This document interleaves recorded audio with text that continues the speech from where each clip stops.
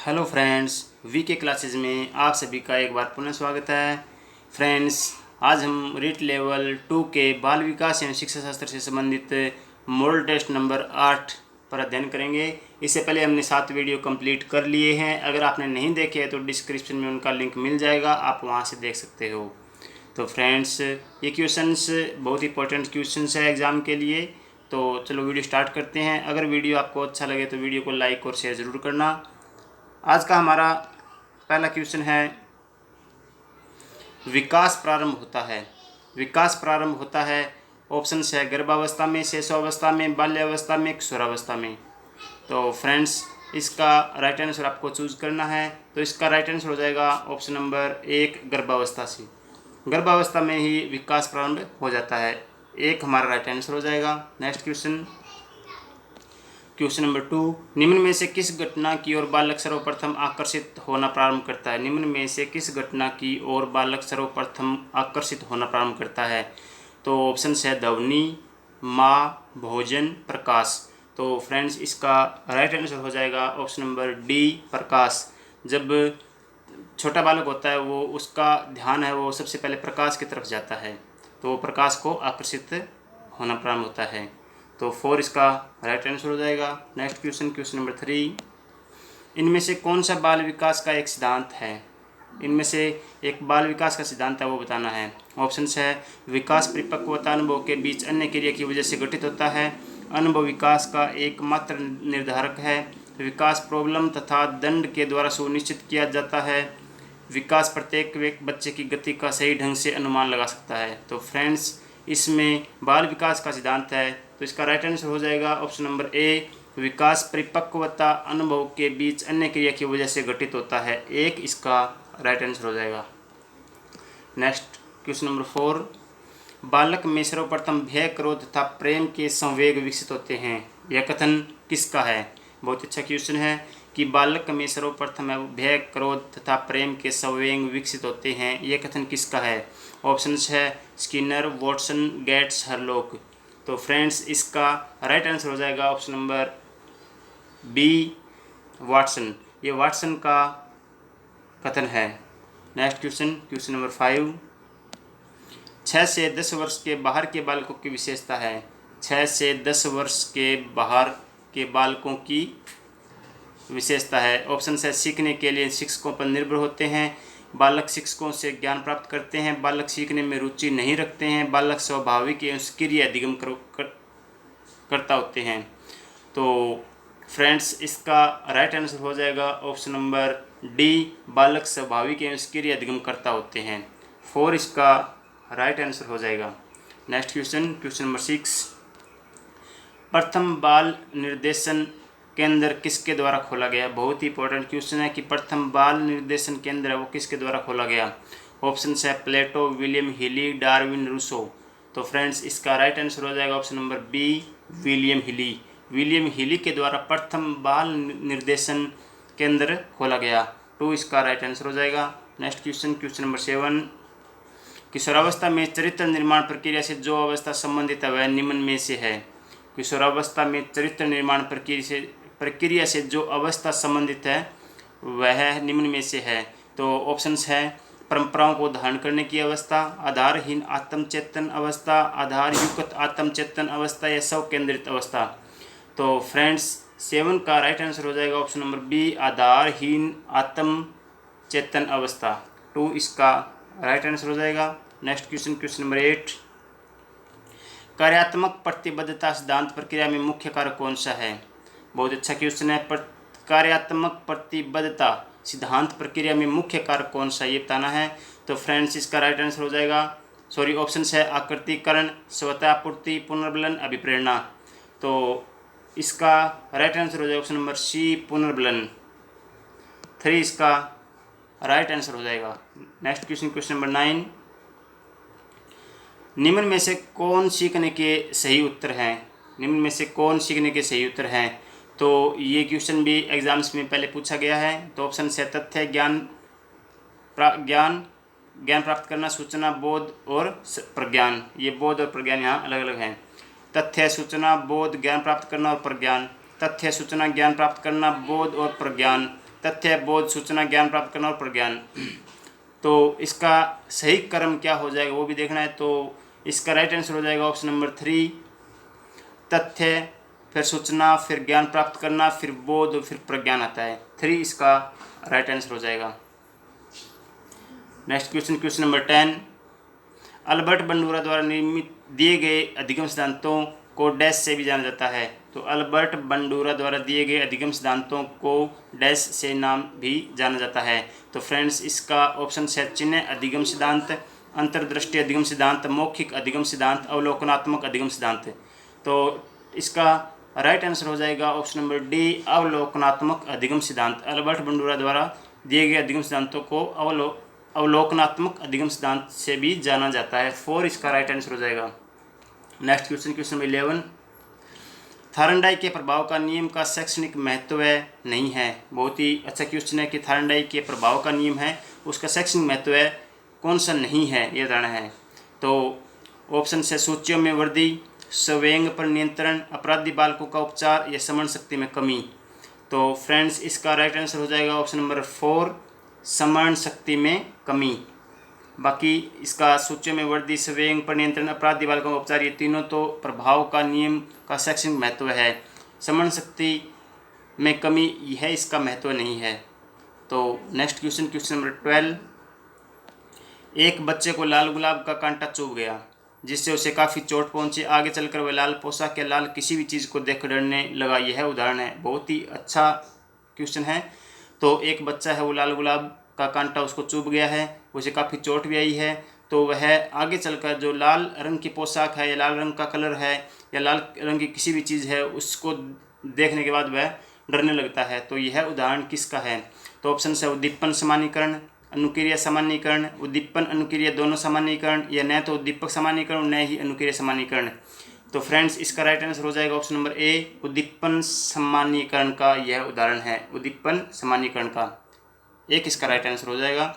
Next question number 13, अभिप्रेरणा अधिगम का सर्वोत्कृष्ट राजमार्ग। अभिप्रेरणा के बारे में यह कथन है, अभिप्रेरणा है अधिगम का सर्वोत्कृष्ट राजमार्ग है। तो अभिप्रेरणा के बारे में यह कथन किसका है? बहुत इंपॉर्टेंट क्वेश्चन है। तो ऑप्शन है गिलफोर्ड का, स्किनर का, गुड का या वाटसन का। तो इसका राइट आंसर हो जाएगा ऑप्शन नंबर बी, स्किनर का। स्किनर का यह कथन है कि अभिप्रेरणा है वो अभिप्रेरणा अधिगम का सर्वोत्कृष्ट राजमार्ग है। नेक्स्ट क्वेश्चन नंबर 14, कौन सा अभिप्रेरणा का प्रभाव अधिगम को प्रभावित बनाता है?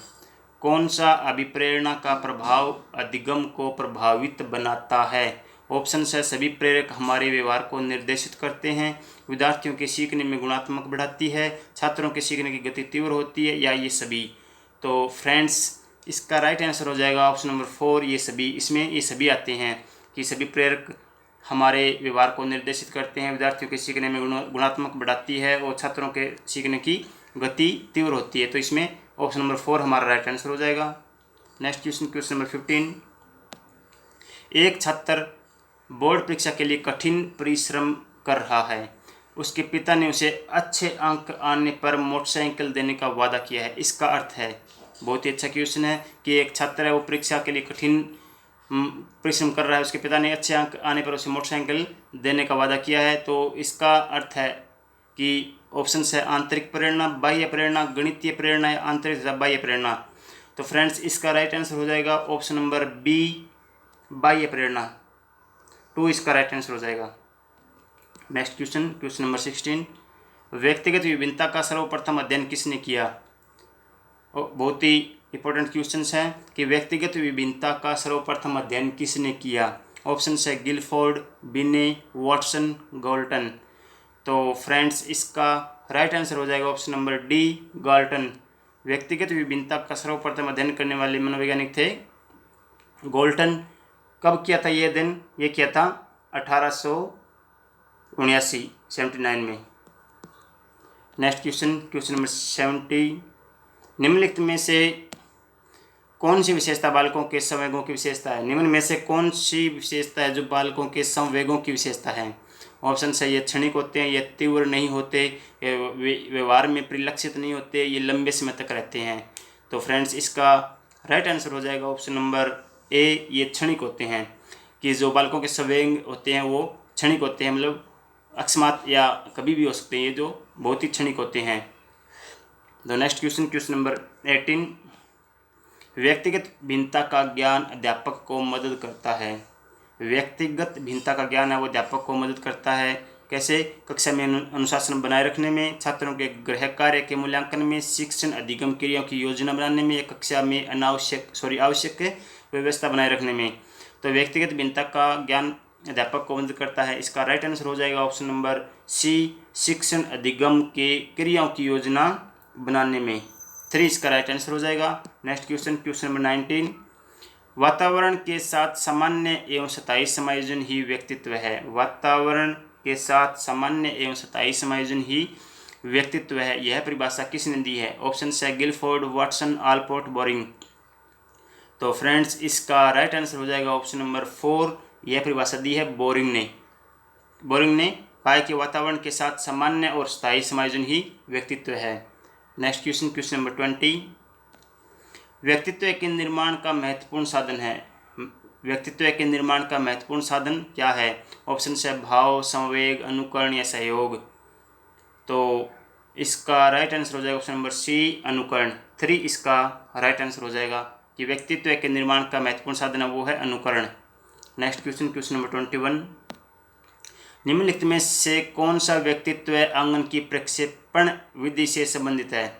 निम्नलिखित में से कौन सा व्यक्तित्व आंगन की प्रक्षेपण विधि से संबंधित है? ऑप्शन है कहानी रचना, प्रश्नावली, जीवन इतिहास या साक्षात्कार। तो फ्रेंड्स इसका राइट आंसर हो जाएगा ऑप्शन नंबर ए, कहानी रचना। 1 इसका राइट आंसर हो जाएगा। नेक्स्ट क्वेश्चन नंबर 22, थॉर्नडाइक व गैरेट ने बुद्धि के कितने प्रकार बताए हैं? बहुत ही इंपॉर्टेंट क्वेश्चन है कि थॉर्नडाइक व गैरेट ने बुद्धि के कितने प्रकार बताए हैं? ऑप्शन है 2 प्रकार, 3 प्रकार, 4 प्रकार या 5 प्रकार। तो फ्रेंड्स इसका राइट आंसर हो जाएगा ऑप्शन नंबर 2, 3 प्रकार बताए हैं, 3 प्रकार। अब ये कौन कौन से हैं? ये है मूर्त बुद्धि, अमूर्त बुद्धि और सामाजिक बुद्धि। मूर्त बुद्धि, अमूर्त बुद्धि और सामाजिक बुद्धि, 3 कारक बताए हैं थॉर्नडाइक व गैरेट ने। नेक्स्ट क्वेश्चन नंबर 23, द्विकारक सिद्धांत का प्रतिपादन किसने किया? बहुत ही इंपॉर्टेंट क्वेश्चन है कि द्विकारक सिद्धांत का प्रतिपादन किसने किया? ऑप्शन है अल्फ्रेड विने, स्पीरमैन, गिलफोर्ड या रोस। तो फ्रेंड्स इसका राइट आंसर हो जाएगा ऑप्शन नंबर 2, स्पीरमैन ने द्विकारक सिद्धांत का प्रतिपादन किया। नेक्स्ट क्वेश्चन नंबर 24, बुद्धिलब्धि संप्रत्यय विकसित किया। बुद्धिलब्धि संप्रत्यय किसने विकसित किया? बहुत ही अच्छा क्वेश्चन है। तो ऑप्शन है बिने ने, रीड ने, टर्मन ने, कैटल ने। तो बुद्धिलब्धि संप्रत्यय विकसित किसने किया था? इसका राइट आंसर हो जाएगा ऑप्शन नंबर सी, टर्मन ने ये है विकसित किया था। 3 इसका राइट आंसर हो जाएगा। नेक्स्ट क्वेश्चन नंबर 25, मौलिकता का गुण पाया जाता है। मौलिकता का गुण पाया जाता है। ऑप्शंस है प्रतिभाशाली बालकों में, सृजनशील बालकों में, धनी परिवार के बालकों में या सामान्य बुद्धि बालकों में। तो मौलिकता का गुण पाया जाता है, इसका राइट आंसर हो जाएगा ऑप्शन नंबर बी, सृजनशील बालकों में पाया जाता है मौलिकता का गुण। 2 इसका राइट आंसर हो जाएगा। नेक्स्ट क्वेश्चन नंबर 26, एक छोटे कद की लड़की उनकी एडी के जूते लंबी पहनकर लंबी देखना चाहती है, उसे निम्न में से किस से रक्षा युक्ति का प्रयोग किया है? दोबारा देखिए, एक छोटे कद की लड़की है, वो बड़ी जो एडी के जूते हैं वो पहनकर लंबी देखना चाहती है या दिखना चाहती है, उसे निम्न में से किस रक्षा युक्ति का प्रयोग किया है? तो ऑप्शन है क्षतिपूर्ति, उचित स्थापन, दमन, उत्क्रमण। तो 26 का राइट आंसर हो जाएगा ऑप्शन नंबर ए, क्षतिपूर्ति। 1 इसका राइट आंसर हो जाएगा। नेक्स्ट क्वेश्चन नंबर 27, परंपरागत शिक्षण विधि है। परंपरागत शिक्षण विधि है कौन सी विधि? ऑप्शन है प्रयोजना विधि, पर्यवेक्षण विधि, खेल विधि, व्याख्यान विधि। तो परंपरागत शिक्षण विधि है वो है, इसका राइट आंसर हो जाएगा ऑप्शन नंबर डी, व्याख्यान विधि को परंपरागत विधि कहते हैं। नेक्स्ट क्वेश्चन नंबर 28, छोटे शिक्षार्थियों में निम्नलिखित में से कौन से लक्षण पठन कठिनाई का नहीं है? कि छोटे शिक्षार्थियों में निम्नलिखित में से कौन सा लक्षण है वो पठन या पढ़ने में कठिनाई का नहीं है। ऑप्शन से शब्द और विचारों को समझने में कठिनाई, सुसंगत वर्तने में कठिनाई, वर्ण शब्द पहचानने में कठिनाई या पठन गति और प्रवाह में कठिनाई। तो इसका राइट आंसर हो जाएगा ऑप्शन नंबर 1, शब्द और विचारों को समझने में कठिनाई। ये पठन कठिनाई का लक्षण नहीं है। बाकी सुसंगत वर्तने में कठिनाई, वर्ण शब्द पहचानने में कठिनाई और पठन गति और प्रवाह में कठिनाई, ये इसके लक्षण हैं। तो 1 इसका राइट आंसर हो जाएगा। Next question number 29। एकल अभिभावक वाले बच्चे को पढ़ाते समय शिक्षक को स्थिर और एक रूप वातावरण उपलब्ध करना, इस तथ्य को अनदेखा करना चाहिए और ऐसे बच्चों के साथ अपने बच्चों के साथ समान व्यवहार करना चाहिए। इस प्रकार के बच्चे के साथ भिन्न प्रकार से व्यवहार करना चाहिए और ऐसे बच्चों को कम गृह कार्य देना चाहिए। तो फ्रेंड्स, इसका राइट आंसर हो जाएगा ऑप्शन नंबर बी, इस तथ्य को ध्यान में अनदेखा करना चाहिए और ऐसे बच्चों के साथ अपने बच्चों के साथ समान व्यवहार करना चाहिए। यह है एकल अभिभावक वाले बच्चों को पढ़ाते समय शिक्षक का जो है कर्तव्य है वो है ऐसा होना चाहिए। ऑप्शन नंबर 2 हमारा राइट आंसर हो जाएगा। Next question number 30। शिक्षा के अधिकार की प्रकृति है। ऑप्शन है संविधानेतर, स्वैच्छिक, गैर संवैधानिक या संवैधानिक। तो शिक्षा के अधिकार की प्रकृति है, इसका राइट आंसर हो जाएगा ऑप्शन नंबर डी, ये एक संवैधानिक है। शिक्षा के अधिकार की प्रकृति कैसी है? संवैधानिक। 4 इसका राइट आंसर हो जाएगा। तो फ्रेंड्स, ये हमारा आज का वीडियो कंप्लीट हुआ। तो इसमें 30 क्वेश्चन हमने सोल्व किए हैं। तो फ्रेंड्स, अगर आपके जो भी इसमें स्कोर बनता है वो कमेंट बॉक्स में ज़रूर शेयर करें और अगर आपको वीडियो अच्छा लगे तो वीडियो को लाइक और शेयर ज़रूर करें। धन्यवाद।